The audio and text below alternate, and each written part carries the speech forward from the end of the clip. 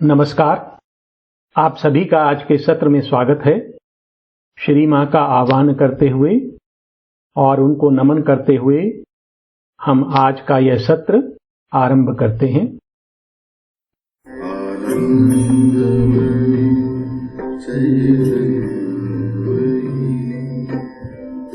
सत्यमयी परमेश्वरी आनंदमयी चैतन्यमयी सत्यमयी परमेश्वरी आनंदमयी चैतन्यमयी सत्यमयी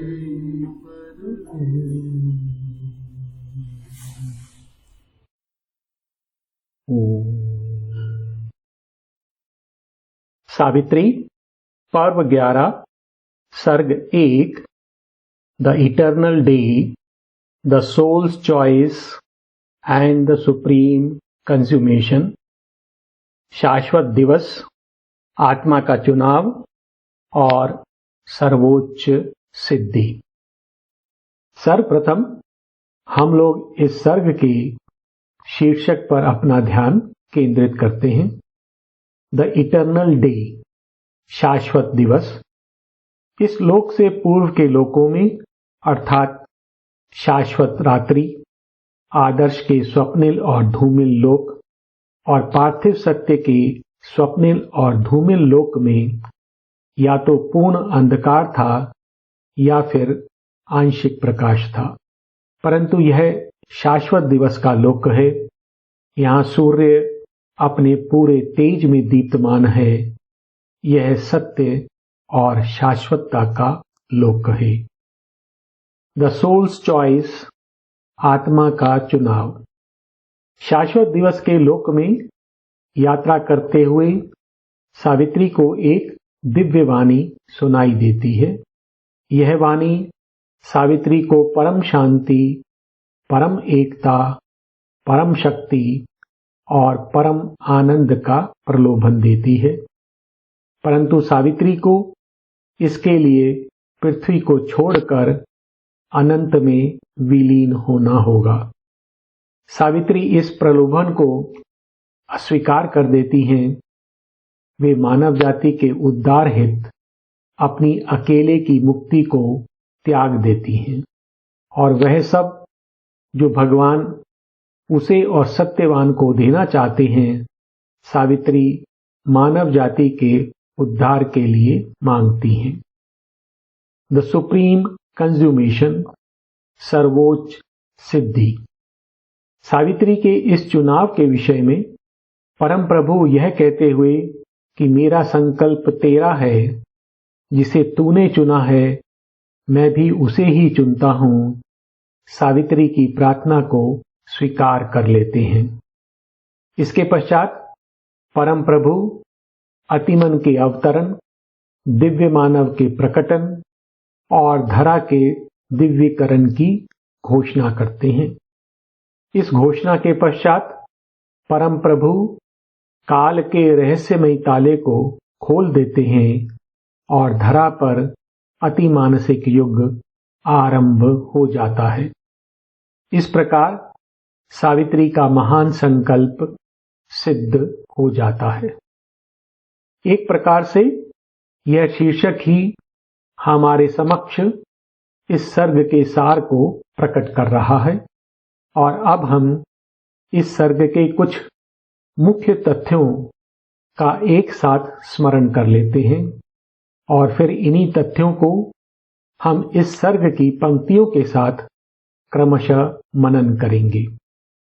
इस सर्ग में जो मुख्य भाव मैं लेने जा रहा हूं वो इस प्रकार हैं। इस जगत में अशुभ और शुभ जो भी सत्ताएं और शक्तियां हैं, वह सभी परम एक के ही विभिन्न रूप हैं। मृत्यु भी अमरता के देव का अथवा आनंद और प्रेम के देव का दूसरा पक्ष है। वासुदेव सर्वम इति, अर्थात इस जगत में जो कुछ भी है वह भगवान की ही अभिव्यक्ति है। शाश्वत दिवस का यह देव सकल जगत का सृष्टा है, उसका उद्गम और उसका विस्तार है। उसकी उपस्थिति के कारण ही यह जगत चलायमान है और मृत्यु को अस्वीकार करता है। अपने अंतर में उसकी उपस्थिति के कारण ही यह जगत भगवान की ओर बढ़ रहा है। इस जगत में दो शक्तियां कार्य कर रही हैं, एक जो भगवान को पाना चाहती है और दूसरी जो जगत का आनंद भोगना चाहती है। परंतु ये दोनों एक ही शक्ति की दो विपरीत धाराएं हैं, जिसका उद्देश्य है इस धरा को दिव्य बनाना।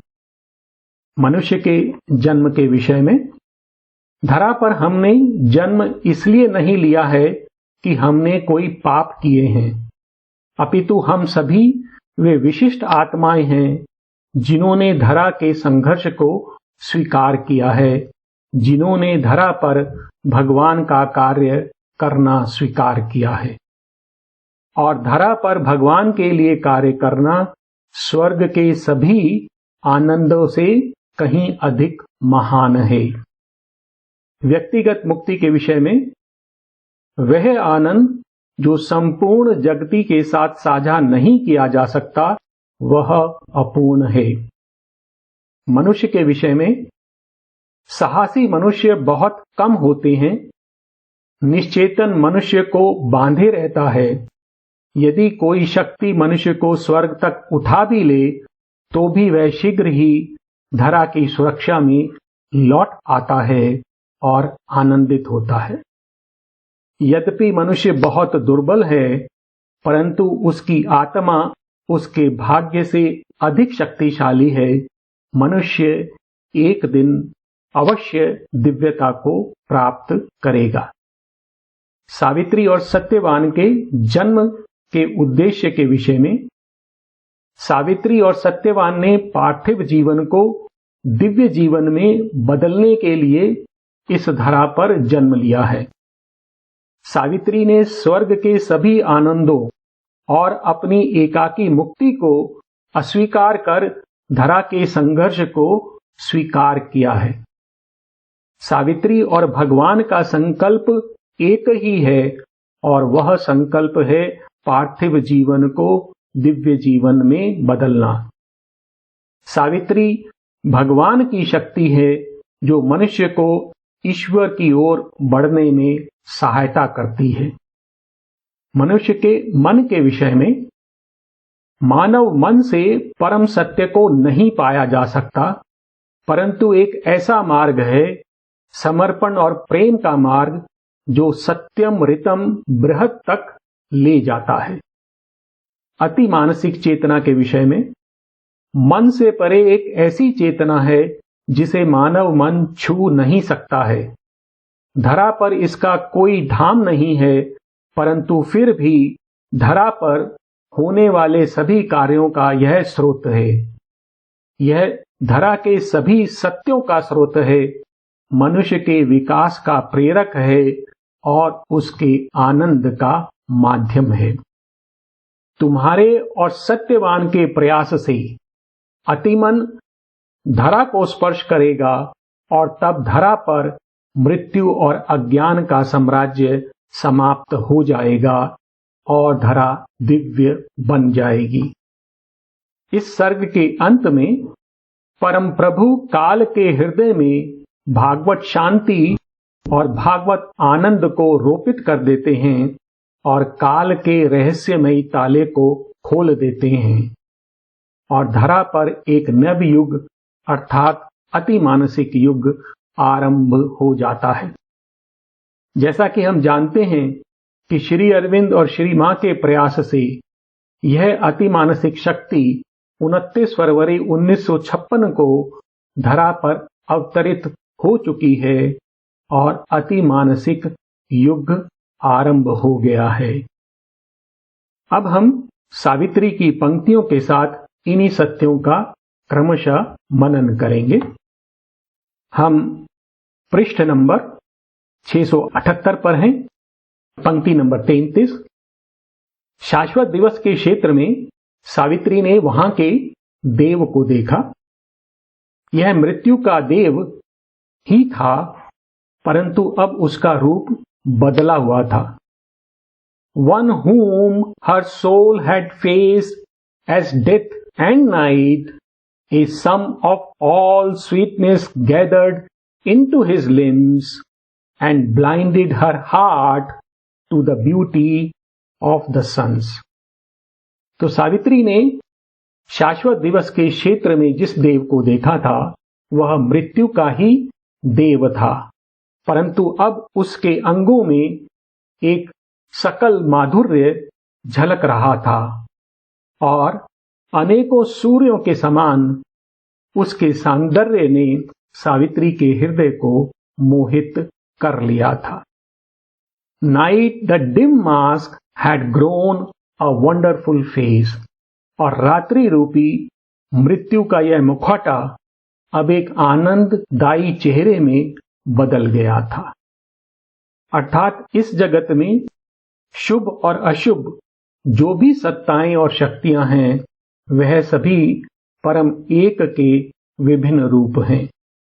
मृत्यु भी शाश्वतता के देव का अर्थात आनंद और प्रेम के देव का दूसरा पक्ष है, अर्थात वासुदेव सर्वम इति, वह परम ही यह सब बन गया है। शाश्वत दिवस का यह देव चतुर्रूपी था। इसके पहले दो रूप विराट और हिरण्यगर्भ थे और इनके पीछे इसका तीसरा रूप प्राज्ञ पुरुष स्थित था। यह प्राज्ञ पुरुष सकल जगत का सृष्टा है, सकल सृष्टि का उद्गम और उसका विस्तार है। All from his stillness came as grows a tree. He is our seed and core, our head and base. तो सभी कुछ उसकी निश्चलता से उत्पन्न हुआ है, जैसे एक वृक्ष विकसित होता है। He is our seed and core. वह हमारा बीज है और हमारा केंद्र भी है। Our head and base, और वही हमारा विस्तार भी है। He is the wisdom that comes not by thought. His wordless silence brings the immortal word. और वह जो प्रज्ञा है वह विचार से प्राप्त नहीं हो सकती। उसका निशब्द मौन अमर शब्द या अमर सत्य प्रकट करता है। He is the wisdom that comes not by thought. His wordless silence brings the immortal word. वह सत्ता, वह प्राज्ञ पुरुष सकल सृष्टि के अंतर में स्थित रहता है। He sleeps in the atom and the burning star. He sleeps in man and God and beast and stone. तो वह परमाणु में और तारे में छिपा रहता है।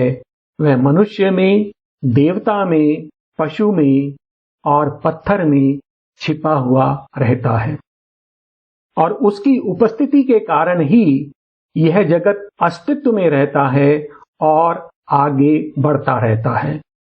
Because he is there, the inconscient does it work.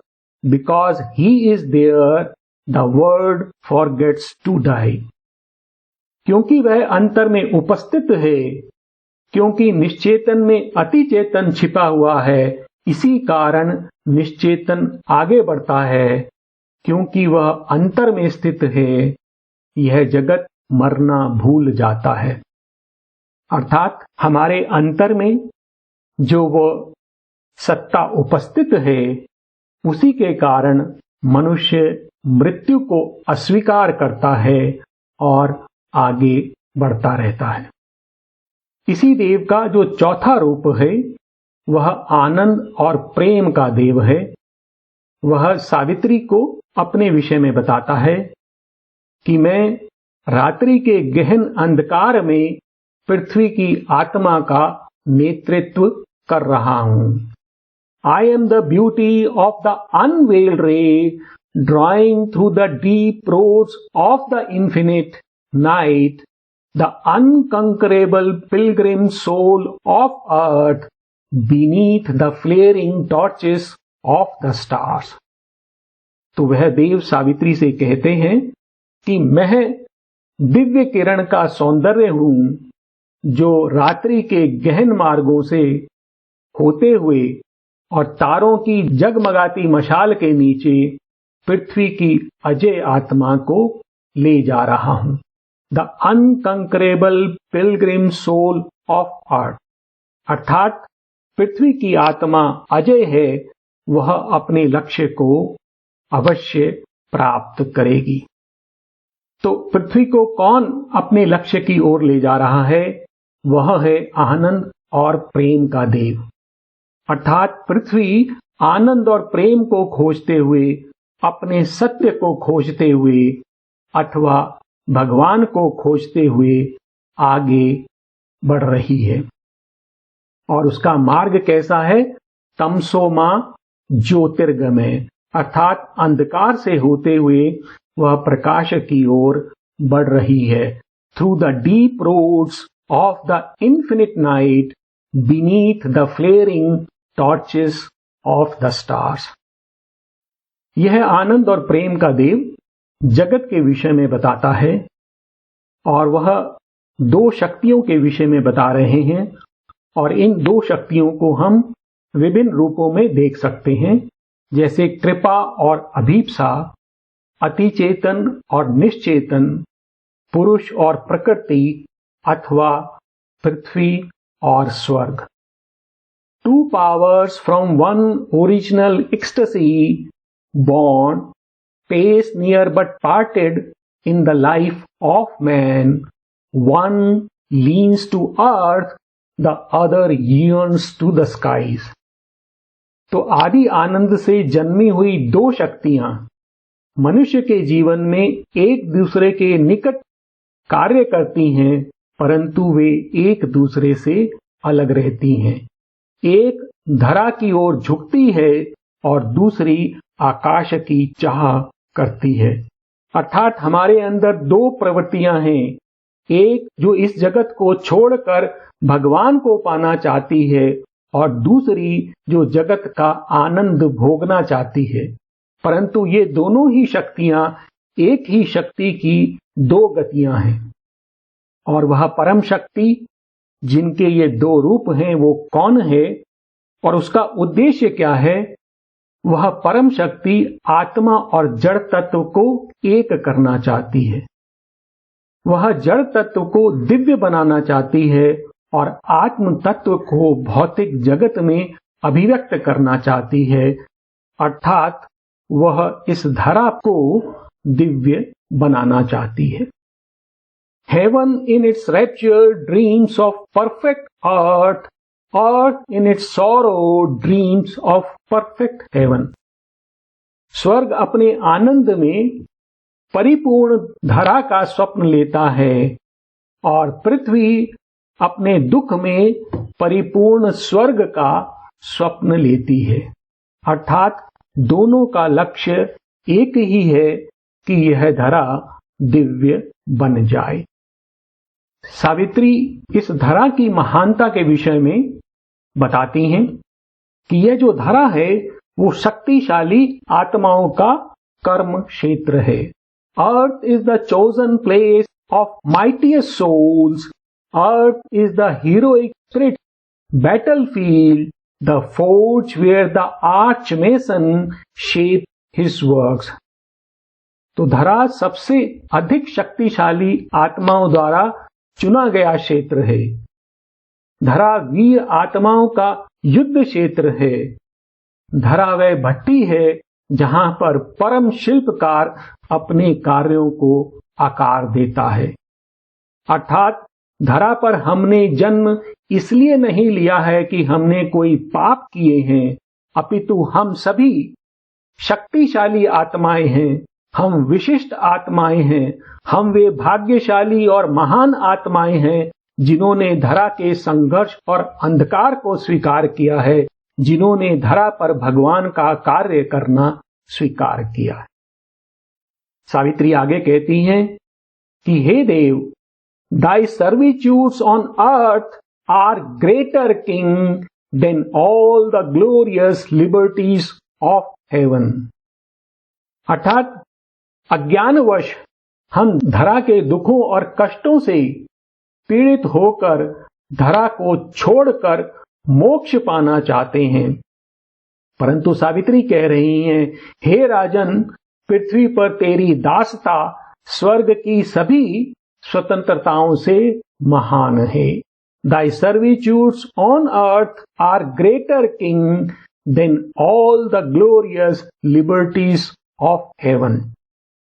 Savitri आगे कहती हैं, for victory in the tournament with death, for bending of the fierce and difficult bow, for flashing of the splendid sword of God।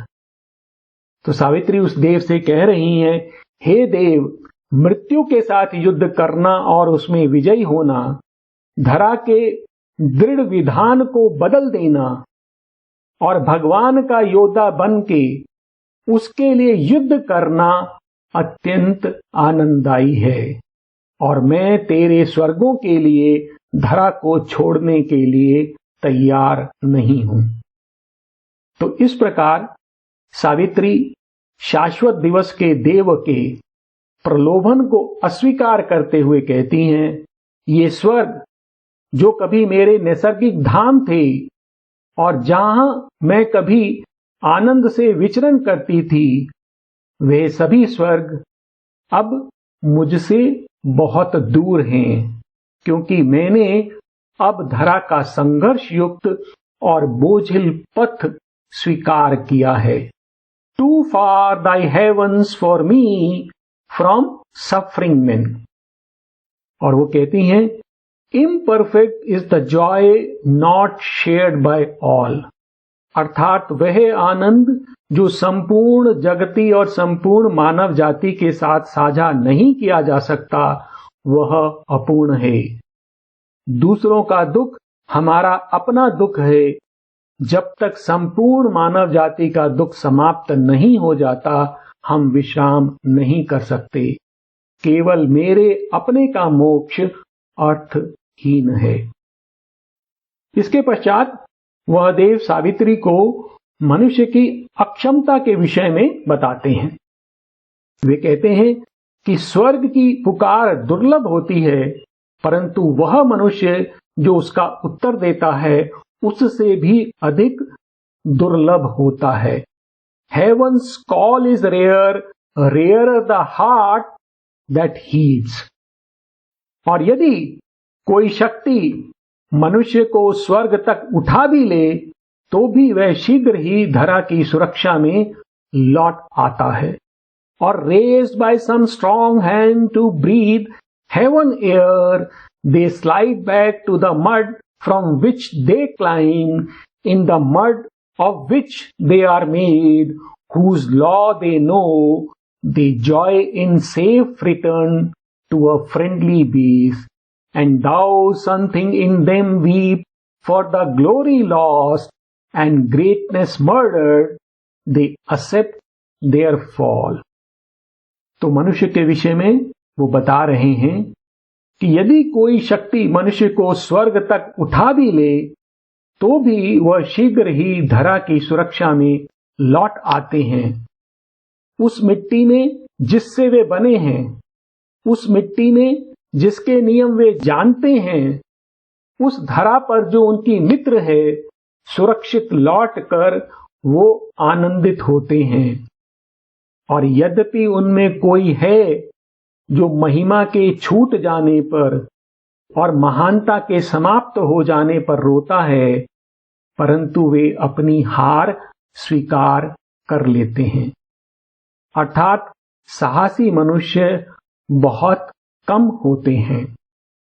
मनुष्य के विषय में और आगे बताते हुए वह देव कहते हैं, मनुष्य सामान्य जीवन को ही उत्तम और आनंददायी मानता है।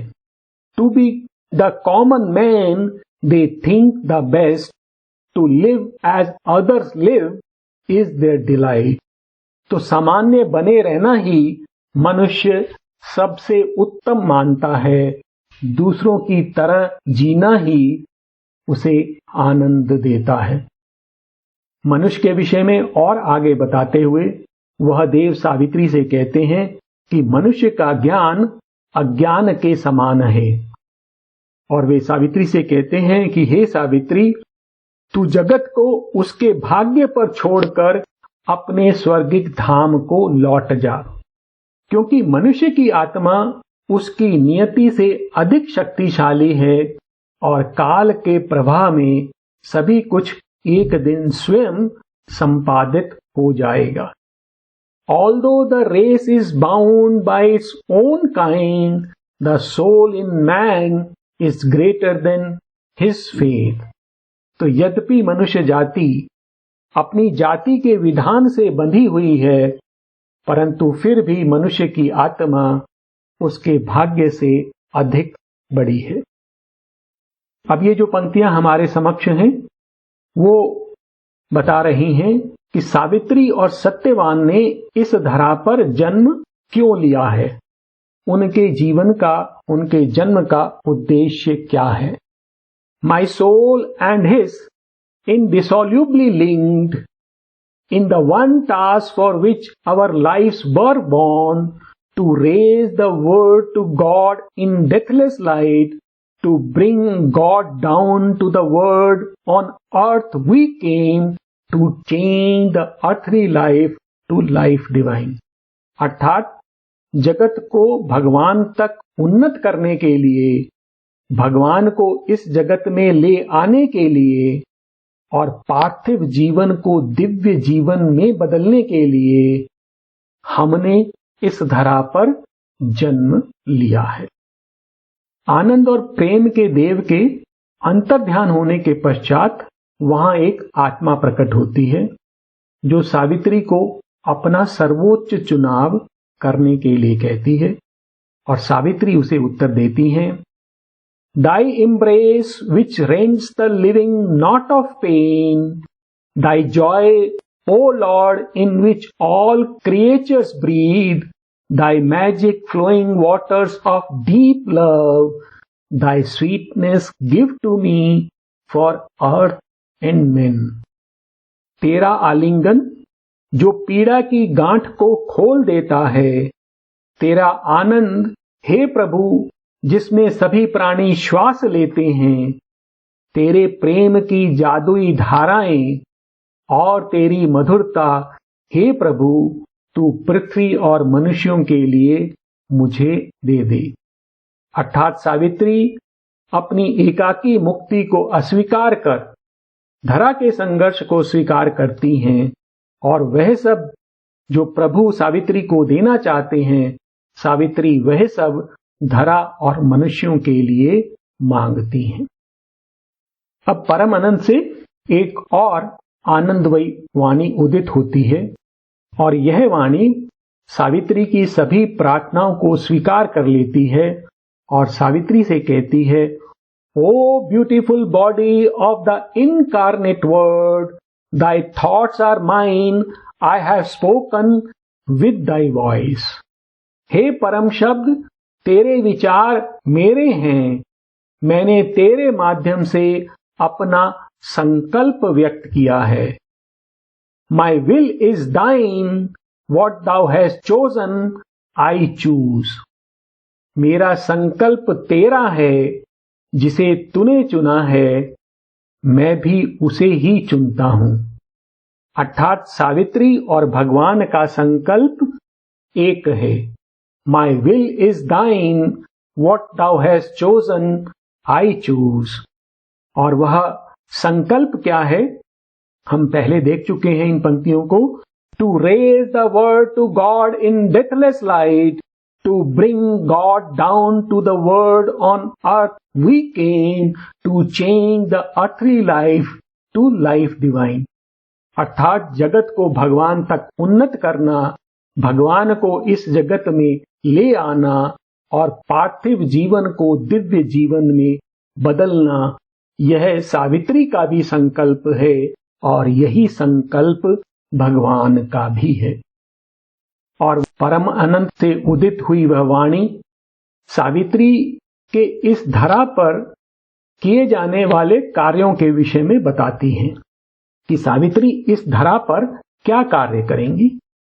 When all thy work in human time is done, the mind of earth shall be a home of light, the life of earth a tree growing towards heaven, the body of earth a tabernacle of God.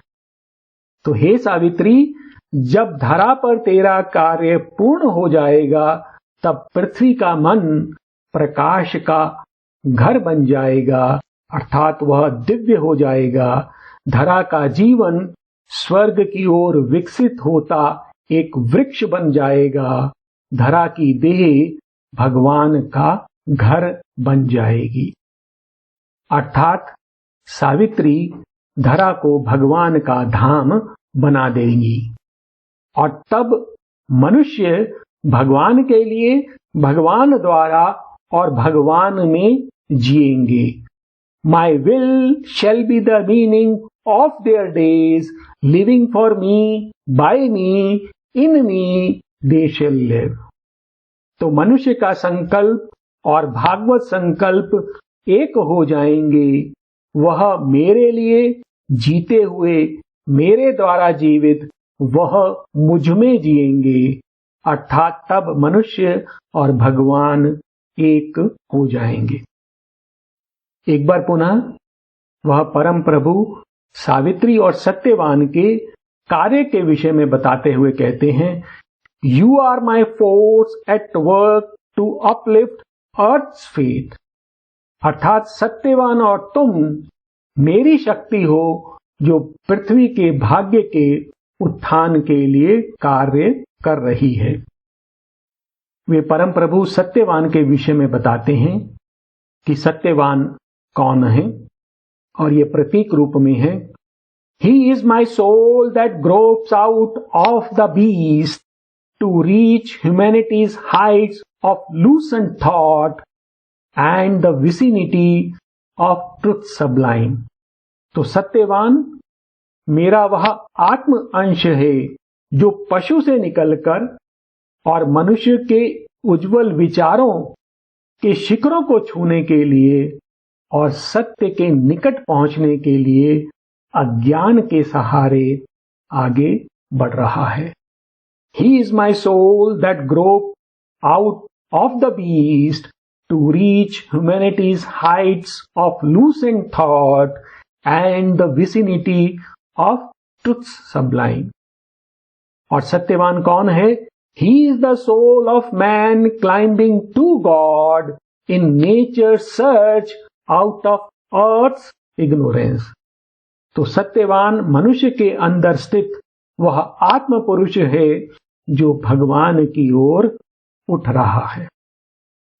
इसके पश्चात वह परम प्रभु सावित्री के विषय में बताते हैं, ओ Savitri, thou art my spirit's power, the revealing voice of my immortal word. तो हे सावित्री, तू मेरी शक्ति है, मेरा अमर शब्द है जो सत्य को उद्घाटित करता है। The face of truth upon the roads of time, pointing to the souls of men, the roots to God.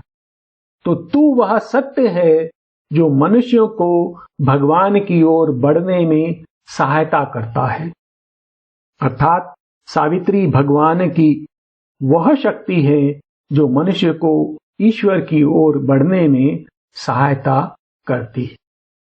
अब वह परम प्रभु मनुष्य की वर्तमान स्थिति के विषय में सावित्री को बता रहे हैं। Now mind is all and its uncertain ray, mind is the leader of the body and life. परंतु अभी मन और इसका अनिश्चित ज्ञान ही सब कुछ है, और मन ही देह और जीवन का नेता है। Mind the thought-driven chariot of the soul, carrying the luminous wanderer in the night to the end of the spirit's fathomless desire. तो मन विचारों से चलने वाला वह रथ है जो आत्मा को रात्रि के अंधकार में ले जा रहा है। और कहां ले जा रहा है? परमात्मा की अथाह इच्छा की पूर्ति की ओर, to the end of the spirit's faithless desire. अर्थात अभी जो अप्रकाशित और अज्ञ मन है वही मनुष्य के जीवन का नेता है और वह अंधकार से होते हुए उसकी आत्मा को उसके लक्ष्य की ओर ले जा रहा है।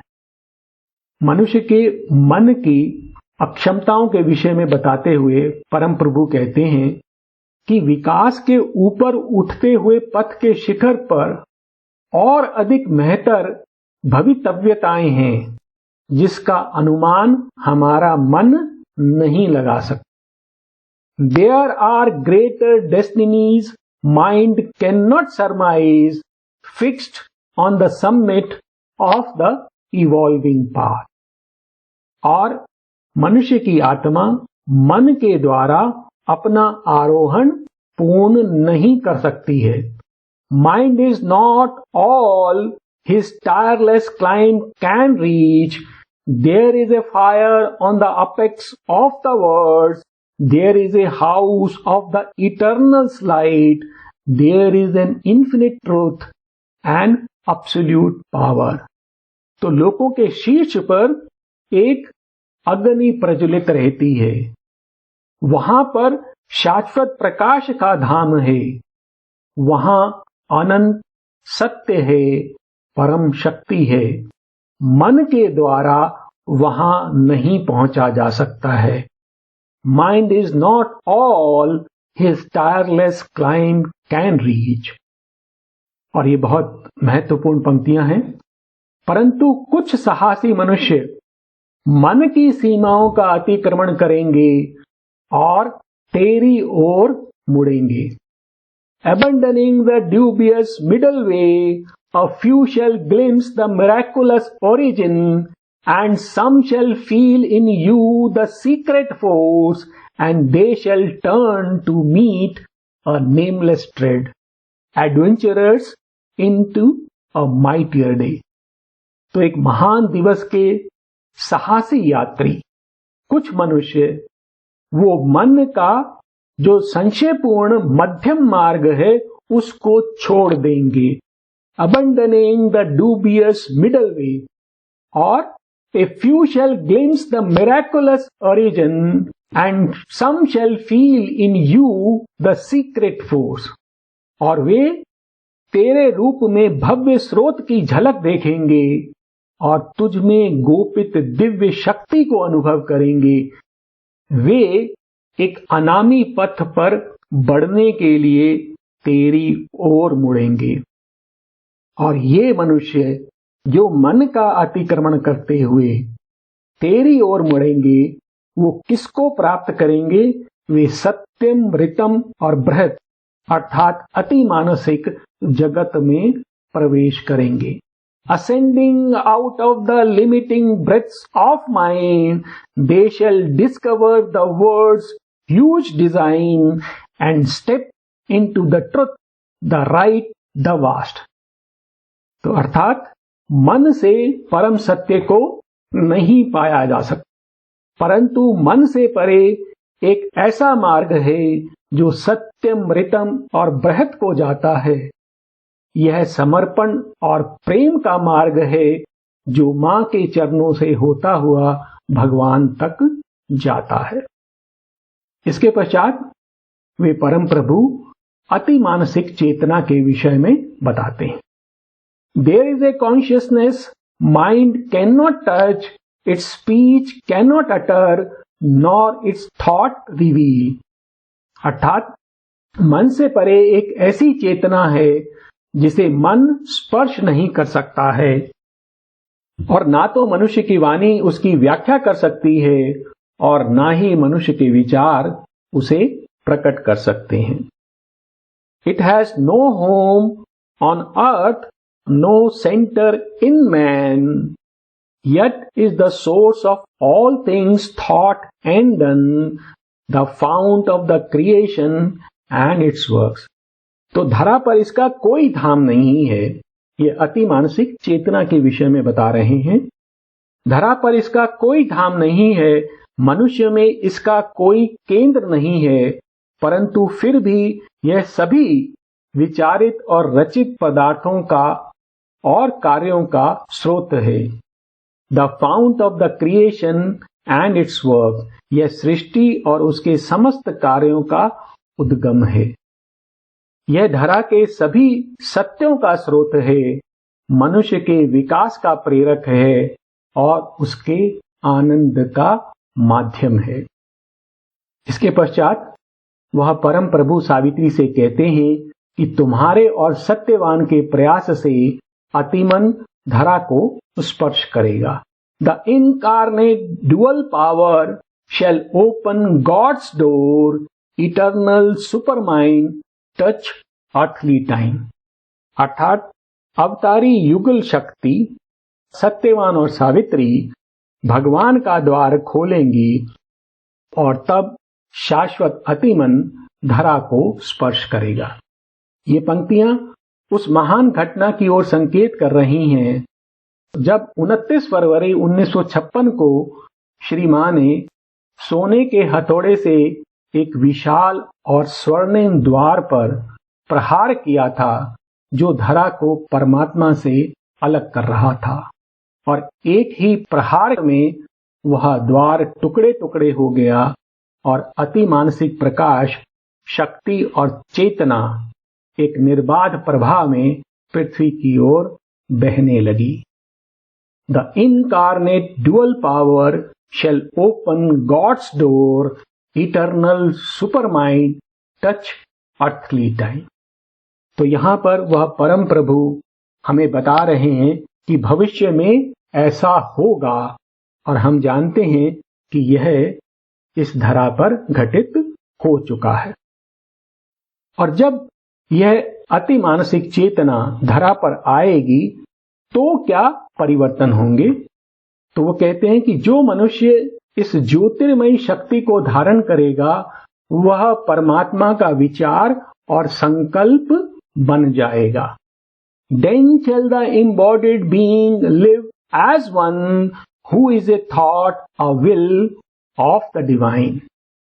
The supermind shall be his nature's fount, the eternal truth shall mold his thoughts and acts, the eternal truth shall be his light and guide. तो ऐसे व्यक्ति, मनुष्य जो इस शक्ति को धारण करेंगे, तो अतिमन अर्थात शाश्वत सत्य उनकी प्रकृति का स्रोत होगा। वह परम सत्य उनके विचारों और कार्यों को ढालेगा। वह परम सत्य उसका प्रकाश और उसका मार्गदर्शक होगा। वह मनुष्य परमात्मा को अभिव्यक्त करेगा, उसका उपकरण होगा और उसका माध्यम बन जाएगा। और इस अतिमन के प्रभाव से इस जगत का विधान बदल जाएगा। All then shall change, a magic order come, overtopping this mechanical universe. अर्थात तब यह सब कुछ बदल जाएगा। जड़ता और अज्ञता से ग्रसित यंत्र के समान चालित यह धरा, उस पर एक जादुई व्यवस्था स्थापित हो जाएगी और वह जड़ता और अज्ञता से मुक्त हो जाएगी। A mightier race shall inhabit the mortal's world. तब एक महतर जाति इस जगत में निवास करेगी। और अतिमन के प्रभाव से प्राण शक्ति जो जड़ जगत की सीमाओं से बाधित है, वह उनसे मुक्त हो सत्य से प्रकाशित होगी और भागवत संकल्प के अनुरूप कार्य करेगी। और तब धरा पर एक दिव्य सामंजस्य स्थापित होगा और सौंदर्य और आनंद धरा के जीवन का संचालन करेंगे। A divine harmony shall be earth's law, beauty and joy remold her way to live. और यहां तक कि मृत्यु की आवश्यकता समाप्त हो जाएगी और एक दिव्य शक्ति पृथ्वी का मार्गदर्शन करेगी. Even the body shall remember God, nature shall draw back from mortality, and spirit's fires shall guide the earth's blind force. और अतिमन के अवतरण के पश्चात और धरा के रूपांतरण के पश्चात सकल पृथ्वी परमात्मा का धाम बन जाएगी. भगवान प्रकृति में प्रकट होंगे और उसका संचालन करेंगे. The spirit's eyes shall look through nature's eyes, the spirit's force shall occupy nature's force. और तब मनुष्य भी मृत्यु के शासन को अस्वीकार कर देगा. Man shall forget consent to mortality and his embodied frail impermanence. अर्थात तब मनुष्य भी मृत्यु और दुर्बल देह की नश्वरता को दी गई अपनी सहमति भूल जाएगा. अर्थात मनुष्य अमरता की चाह करेगा. और इस प्रकार इस धरा का विधान पलट जाएगा. जगत की कार्य प्रणाली जो अभी तक अज्ञता पर आधारित थी वह अब प्रज्ञा से चालित होगी और आत्म पुरुष जगत का स्वामी होगा. अर्थात प्रकृति की शक्ति के स्थान पर अब आत्मा की शक्ति कार्य करेगी. और तब सभी पदार्थ गोपित प्रभु को अभिव्यक्त करेंगे, अपने गोपित सत्य को प्रकट करेंगे और आनंद की ओर बढ़ेंगे. All things shall manifest the covered God, all shall reveal the Spirit's light and might and move to its destiny of felicity. और फिर वह हमें एक प्रकार से आश्वासन दे रहे हैं कि सभी विरोधों और मनुष्य के जड़त्व के पश्चात यह सत्य अवश्य प्रकट होगा. Even should a hostile force cling to its reign and claim its rights perpetual sovereignty. कहते यदि कोई विरोधी शक्ति भी अपने साम्राज्य से चिपकी रहेगी और अपने साम्राज्य को चलता रहने के लिए दावा करेगी and claim its rights perpetual sovereignty and man refuse his high spiritual fate. और यदि मनुष्य भी अपनी महान आध्यात्मिक नियति को अस्वीकार कर देगा, yet shall the secret truth in things prevail, तो भी पदार्थों में गोपित सत्य की जीत होगी. अर्थात मनुष्य के ना चाहने पर भी ये परिवर्तन अवश्य होंगे, सत्य अवश्य प्रकट होगा. इसी आश्वासन को वह एक बार पुनः हमारे सामने रख रहे हैं कि यह सकल जगत एक पूर्व निर्धारित लक्ष्य की ओर बढ़ रहा है और रूपांतर का भागवत मुहूर्त अवश्य आएगा. For in the march of all fulfilling time, the hour must come of the transcendent's will. तो यह जो सकल सिद्ध करने वाले काल की यात्रा चल रही है उसमें परात्पर के संकल्प का मुहूर्त अवश्य आएगा. For in the march of all fulfilling time, the hour must come of the transcendent's will. और अंततः मृत्यु और अज्ञान की भी मृत्यु होगी, अर्थात वे भी समाप्त हो जाएंगे. Even there shall come as a high crown of all the end of death, the death of ignorance. तो यहां तक कि इस परिवर्तन के सर्वोच्च मुकुट के समान अंततः मृत्यु और अज्ञान का अंत हो जाएगा. The end of death, the death of ignorance. और फिर वे बताते हैं कि यह जो अति मानव यहां पर प्रकट होगा, जो अतिमन यहां अवतरण करेगा, तो उसका सामान्य मनुष्य जाति पर क्या प्रभाव होगा। Man too shall turn towards the spirit's call, तो मनुष्य भी आत्मा की पुकार की ओर मुड़ेगा। He shall aspire to truth and God and bliss, तो वह सत्य, परमेश्वर और आनंद की अभीप्सा करेगा।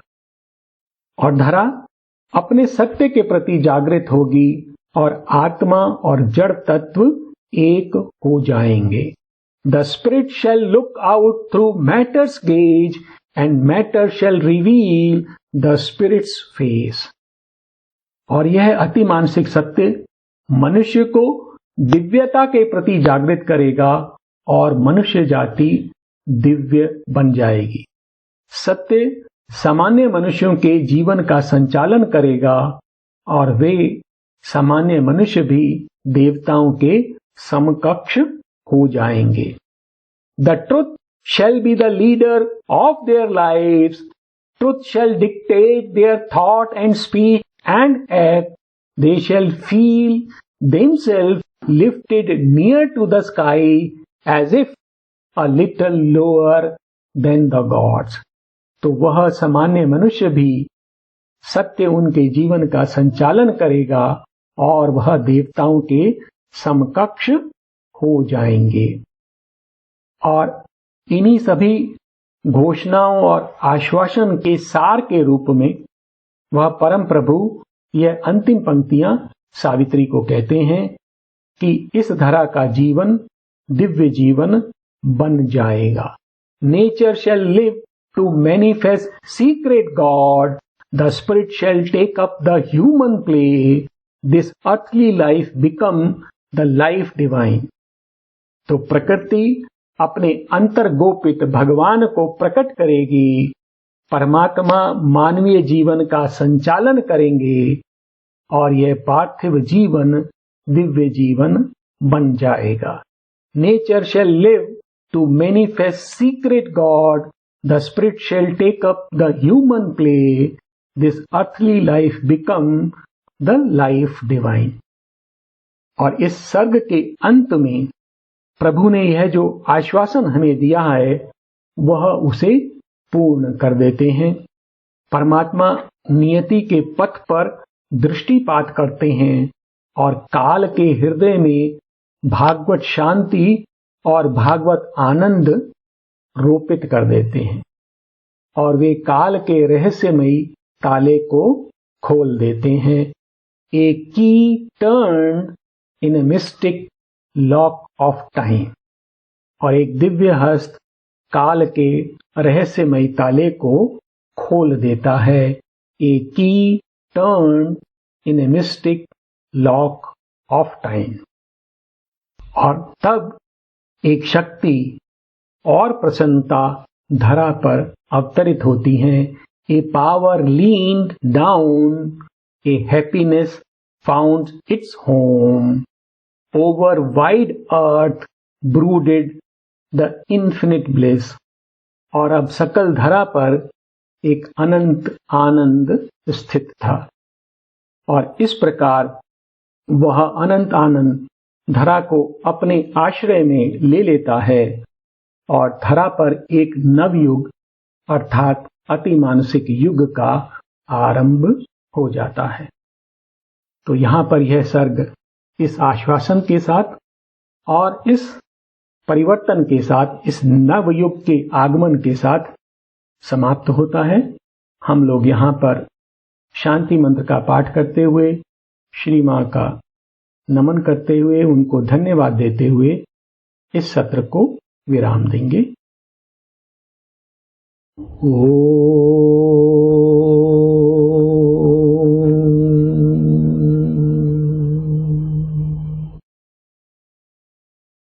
शांति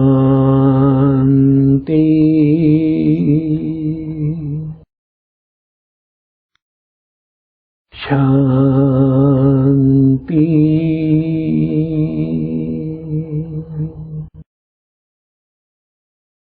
शांति।